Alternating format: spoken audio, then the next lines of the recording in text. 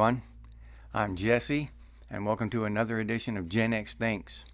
And today I'm going to talk about the 10 things you must do before the apocalypse. And it's just not apocalypse. The apocalypse is fun to talk about, zombies and all that, but this is for any emergency, really. Because I live in Florida, and we always have to be prepared for hurricanes and stuff. So it's not just about, apocalypse, end of the world stuff.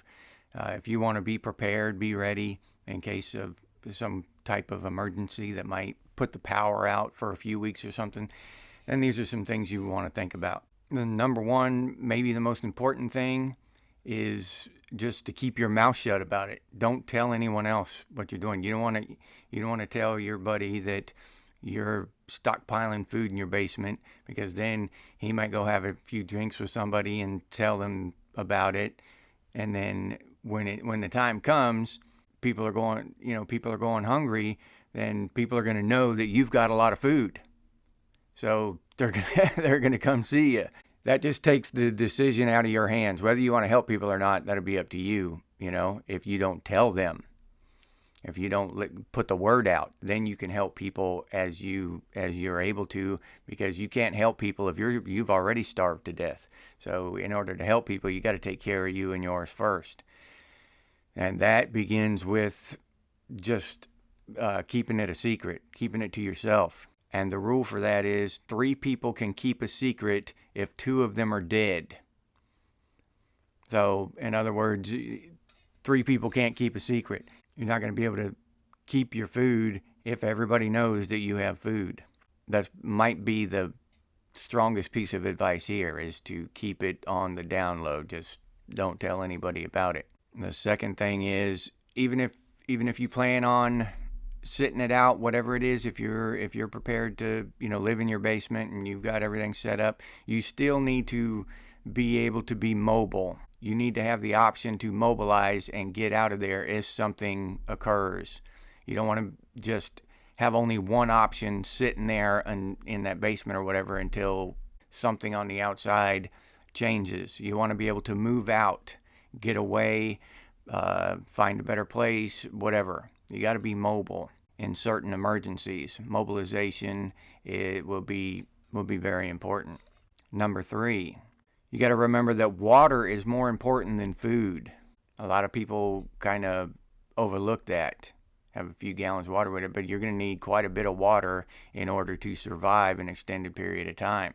So water, it should be your first priority as far as keeping you and your family alive. A clean source of water, and that's going to depend on the emergency, the length of the emergency, and all that. That's what's going to dictate how much water you need, is the length of the emergency and the amount of people who are going to be using the water.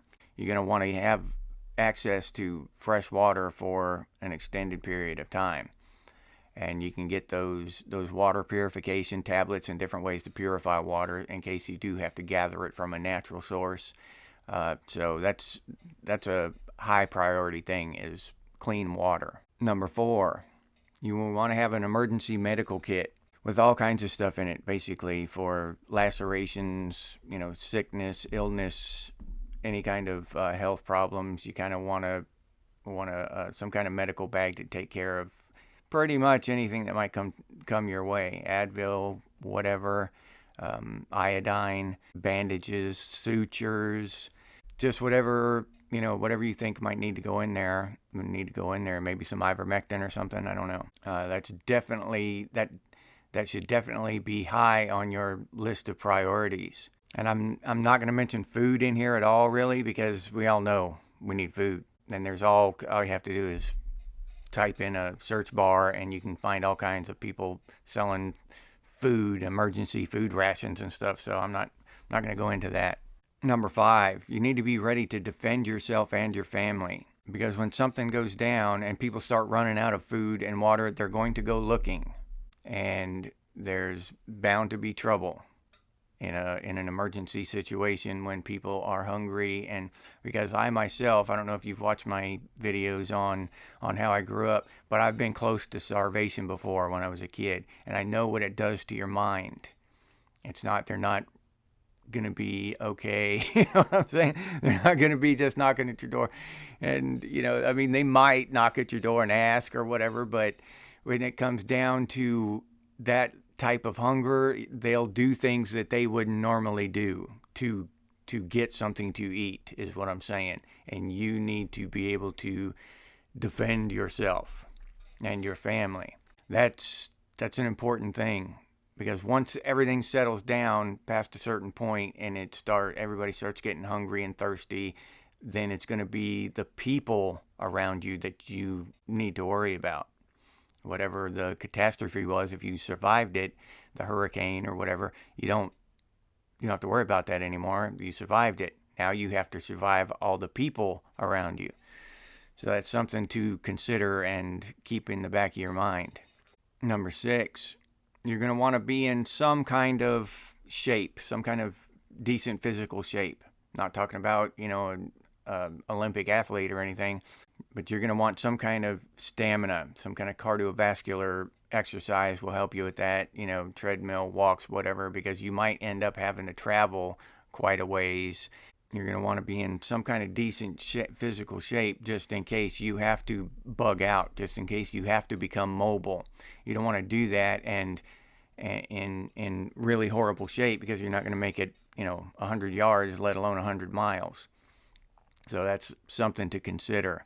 Number 7, you probably want a couple of paper maps just in your stuff somewhere that you can use, because sometimes even those of us that can have a generally good sense of direction, cloud cover and that kind of stuff can confuse your direction sense. That way, if you do have to get mobile again, you can do so with confidence and get to where you're going in the shortest amount of time, because that's going to be the key factor is speed. You're going to want to get there, and you're not going to want to get lost and wandering around and have to get right back on the right course. So number 8, it's probably a good idea to keep your IDs, maybe just laminated photographs of the identification, in your bug out bag, driver's license, birth certificate, that kind of stuff. Just keep that stuff in there just in case you need it, because you might need to get to a place where things are still civilized,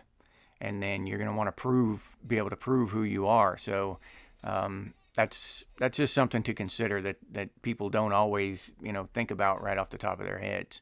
And that goes for any of your family members that might be coming with you. So number 9, if you are going to be in an extended like defensive posture, a holding posture in a basement or whatever, you're going to want some entertainment down there, books, board games, whatever, especially if you got younger people living with you or going to be staying with you. They'll be going, you know, climbing the walls from boredom, especially since they've grown up with telephone and video game and stuff right in their hands, and social media and all that. So you're going to want something to keep them occupied so they don't drive you nuts.